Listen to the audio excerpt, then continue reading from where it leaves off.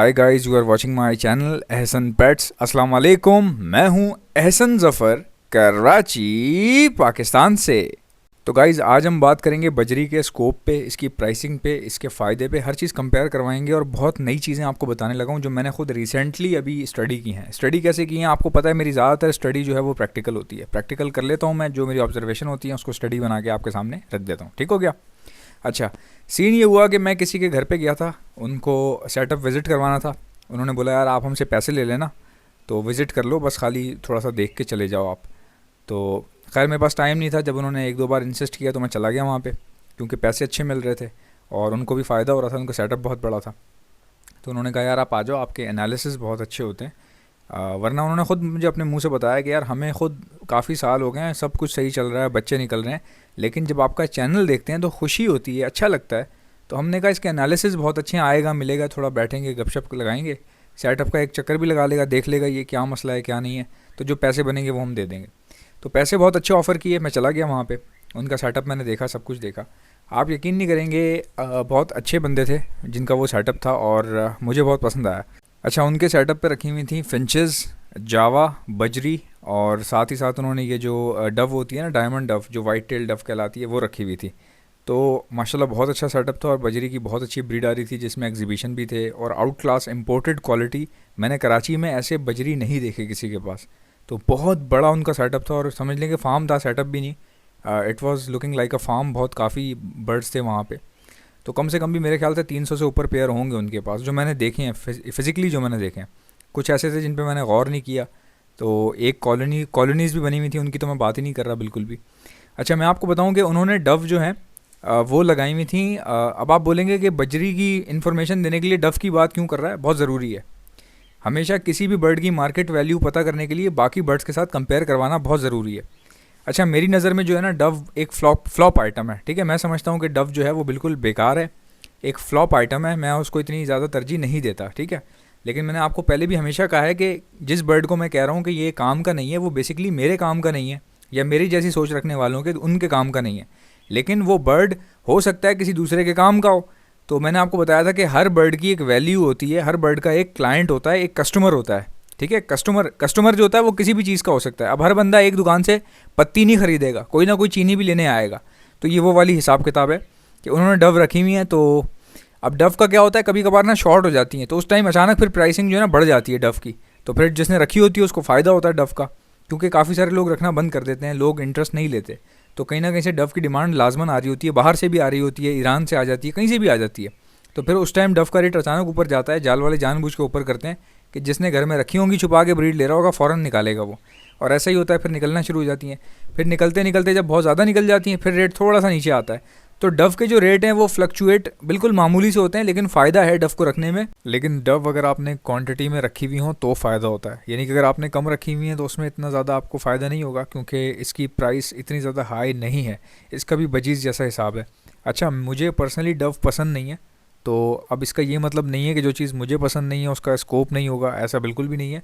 उसकी डव की अपनी एक मार्केट है और उसमें भी प्रॉफिट होता है। प्रॉफिट हर चीज़ में होता है, ऐसी कोई चीज़ नहीं है जिसमें प्रॉफिट ना हो, क्योंकि जिस चीज़ में प्रॉफिट नहीं होगा वो चीज़ बिकेगी ही नहीं, कोई ख़रीदेगा ही नहीं, उसको याद रखिएगा, और कोई बेचेगा भी नहीं। अगर कोई बेच रहा है तो समझ जाएं कि बिकती है इसलिए बेच रहा है। ठीक है, तो यहाँ से चीज़ की वैल्यू का अंदाज़ा लगाया जाता है।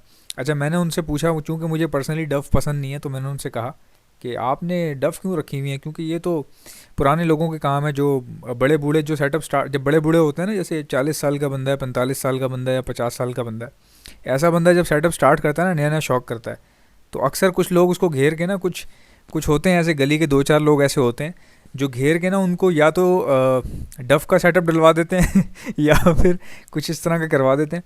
तो खैर मैंने उनको ये बताया ना हंस के, तो वो आप यकीन नहीं करेंगे, मैंने उनसे कहा कि ये डव में मुझे नहीं लगता कि कोई इतना फ़ायदा होता होगा। मैंने ऐसे अपना एक यानी कि अपनी ओपिनियन ज़ाहिर की, तो आप यकीन नहीं करेंगे उनकी हंसी निकल गई। उन्होंने मुझे कुछ भी नहीं कहा, सुनते रहे पहले ना वो। तो मैं उनसे बातचीत करता रहा, पूछता रहा सारी चीज़ें। तो एक जस्ट मैंने उनको अपना ओपिनियन दिया। अच्छा, फिर मैंने इनसे एक पर्सनल क्वेश्चन किया जाते जाते। मैंने इनसे कहा कि आपका माशाल्लाह सेटअप बहुत बड़ा है, काफ़ी है, तो इसका आपको कितना मतलब कि इनकम हो रहा होगा मंथली। तो इन्होंने मुझे जो है ना बड़े कॉन्फिडेंस के साथ बताया कि मेरा 4 से 6 लाख रुपए इनकम आराम से बन जाता है, ये बचत है इनकी। और ये 4 से 6 लाख रुपए जो महाना कमाते हैं, ये इनका एवरेज है। एवरेज समझते हैं आप, 4 से 6 लाख का मतलब ये है कि मिनिमम 4 लाख इनको बचते ही बचते हैं, चाहे कुछ भी हो जाए। किसी महीने में ऐसा होता है कभी कभार सीज़न चल रहा हो या ब्रीड अच्छी आ रही हो तो फिर 6 लाख 7 लाख या 5 लाख भी कमा लेते हैं ये, लेकिन कम से कम मरे से मरे 4 लाख रुपए आराम से ये बना लेते हैं, तो बकौल उनके। तो मैं हैरान हो गया सुन के। मैंने कहा आपने कि मैंने उनसे कहा कि आपके पास तो डव हैं इतनी सारी, तो ये माल कैसे मतलब बिकता होगा, क्या होता होगा? तो वो उन्होंने कहा कि भाई याद रखें, जो बंदा इतनी ज़्यादा क्वांटिटी में कोई चीज़ रख के बैठा हुआ हो ना, तो समझ जाया करें उसके पास से बिकती भी है, इसीलिए उसने रखी हुई है। तो ये बात इनकी बिल्कुल सही थी। तो बहुत सारी चीज़ें ऐसी होती हैं, बहुत सारे लोग ऐसे होते हैं जिनसे मुझे सीखने को मिलता है। बहुत सारे ऐसे बर्ड हैं जो मैंने रखे नहीं है ज़िंदगी में। अब डव जो है मैं रख चुका हूँ ऑलरेडी, पहले रखी है मैंने एक टाइम पे, लेकिन ये है कि इतनी कुछ ज़्यादा क्वांटिटी में नहीं रखी। तो मेरा, चूँकि मैंने 2 पेयर रखे थे या 8 पेयर रखे थे, मेरा एक्सपीरियंस डव के मामले में अलग होगा। अब एक बंदा जो 300 पेयर डव के रख के बैठा है, मिसाल के तौर पे एक आदमी है 300 पेयर रख के बैठा है डव के, उसका एक्सपीरियंस टोटली डिफरेंट होगा। यानी मेरी नज़र में डव कुछ और है क्योंकि मैंने 8 पेयर रखे हुए हैं, उसकी नज़र में डव कुछ और है क्योंकि उसने 300 पेयर रखे हैं, 200 रखे हैं। तो जाहिर सी बात है कि उसका जो एक्सपीरियंस है वो ज़्यादा बेहतर होगा, क्योंकि जो बंदा ज़्यादा पेयर रखता है उसके पास एक्सपीरियंस, उसके पास उसको थोड़ा आइडिया हो जाता है कि इसमें इनकम क्या है, पेनिट्रेट कैसे कर रहा है, ब्रीड कैसे पेनिट्रेट कर रही है, ये सारी चीज़ें उनको भी ज़्यादा बेहतर पता होती हैं। इसी तरह काफ़ी ऐसे लोग हैं जिन्होंने फिशर्स रखे हुए हैं, लव बर्ड रखे हुए हैं या कुछ भी रखा हुआ है, तो वो बजीज़ को ना, यानी कि वो बहुत पीछे छोड़ चुके हैं, उन्होंने बहुत पहले ख़त्म कर दिए थे, तो वो बजीज़ को समझ नहीं पाते। आज भी वो कहते हैं यार बजीज़ जो है ना हमने रखे थे फिर हमने ख़त्म कर दिए, तो इसमें जो है ना फ़िशर में बचत बहुत है, देख लो ओपलाइन देख लो, 2.5 लाख का हम जोड़ा बेचते हैं, कितनी बचत है माशाल्लाह से। अब उनको ये नहीं पता भाई हर बर्ड का एक क्राइटेरिया होता है। मतलब आप अगर एक बर्ड एक पेयर ले रहे हो 1.5-2.5 लाख रुपए का मिसाल के तौर पे, और उतने में ही बजरी के बहुत सारे पेयर आ रहे हैं, तो हर बंदा ओपलाइन अफोर्ड नहीं कर सकता यार। ओपलाइन, मैं आपको बताऊं, ओपलाइन बिकने में और बजरी बिकने में बहुत फ़र्क होता है। जितने में एक ओपलाइन बिकेगा ना, उतने में 400 बजरी के जोड़े बिक जाएंगे, चाहे पट्टे हों या बड़े हों। तो बजरी इतना एक, यानी कि बजरी जो है ना, ये ब्रीडिंग की इकोनॉमी चला रहा है। हमारी पूरी मार्केट की जो इकोनॉमी चल रही है ना, वो बजरी से चल रही है। आपके तमाम बर्ड्स की इंपोर्ट एक्सपोर्ट और उनकी प्राइसिंग जो है ना, पूरी की पूरी बजरी पे डिपेंड करती है। यानी कि बजरी से कंपेयर करवा कर चीज़ों को जाल के रेट में फ़िक्स किया जाता है और उस तरह से फिर चलाया जाता है। अब ओपलाइन के जाल के रेट क्या हैं? जाल के रेट होंगे ही नहीं ओपलाइन के कोई, क्योंकि ओपलाइन एक इतना महंगा आइटम है, जाल वाला कभी नहीं लेगा ओपलाइन, ठीक है। हाँ, ये हो सकता है कोई शौकीन बंदा है या कोई बंदा ऐसा है जो बाहर एक्सपोर्ट करता है, वो अगर पर्सनली आपसे ले आके, तो बेसिकली ऐसा कोई पर्टिकुलर जाल वाला मैंने नहीं देखा कि जो ओपलाइन लेता हो या डन फैलो लेता हो, मैंने नहीं देखे। डन फैलो हो गए, ओपलाइंस हो गए या फैलोज़ हो गए, जो भी एक्सपेंसिव फिशर्स हैं, इनकी एक अलग मार्केट है और इसके जाल नहीं होते, इसके शौकीन लोग होते हैं जो थोड़ा टाइम, आपका टाइम लग सकता है इस बर्ड को बेचने में। ये बात सच है कि आपको पैसे बहुत अच्छे मिल जाते हैं और बिकता भी है, लेकिन हर बर्ड का मैंने बताया ना उसका फ्रीक्वेंसी होती है उसके बिकने की, उसकी समझ लें कि आप उसको प्रोफेशनल फ्रीक्वेंसी कह लें आप। तो ये फ़र्क होता है। अब आप, जाहिर सी बात है, एक इलॉजिकल कंपैरिजन है कि आप ओपलाइन की ब्रीड को आप बजरी की ब्रीड से कंपेयर करवा रहे हैं, और अगर आप चलें करवा भी लेते हैं तो भाई बजरी फिर भी नंबर 1 पे रहेगा। एक ऐसा बर्ड जो इकोनॉमी कंट्रोल कर रहा है, हर घर में आसानी से चला जाता है, बिक जाता है फौरी तौर पे, जगह कम घेरता है, छोटा बर्ड है, जल्दी ब्रीड करता है, ब्रीड भी ज़्यादा है, लाइफ स्पैन अच्छा है इनका, ब्रीडिंग रेशो बहुत अच्छा है, 5 से लेके 8 बच्चे पाल लेते हैं ये। तो फ़र्क है ना उसमें, ओपलाइन में इसमें फ़र्क है। बाकी अगर आप प्राइस कंपेयर करवाओगे तो भाई सीधी सी बात है, एक 2.5 लाख का पेयर है, ठीक है, और एक आपको 2500-800 रुपये का भी पेयर मिल जाता है बजरी का, 900 का भी मिल जाता है, 1000 का भी मिल जाता है। तो कभी भी किसी को अंडर एस्टिमेट नहीं करें। किसी बंदे के पास फिंच का सेटअप है तो आप उसको समझ रहे हो कि यार इसको शायद अकल नहीं है, भाई ऐसा नहीं होता।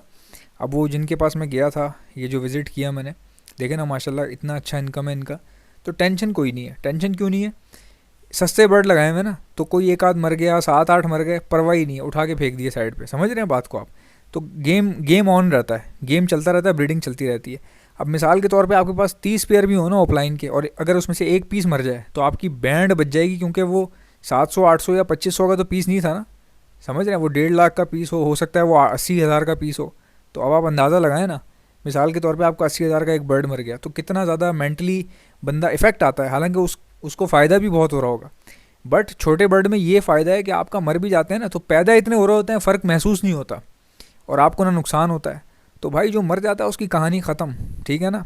बड़ा बर्ड मरेगा, जाहिर सी बात है आप दिल में लेके बैठे रहेंगे, हालांकि फ़ायदा आपको उस वक्त भी हो रहा होगा।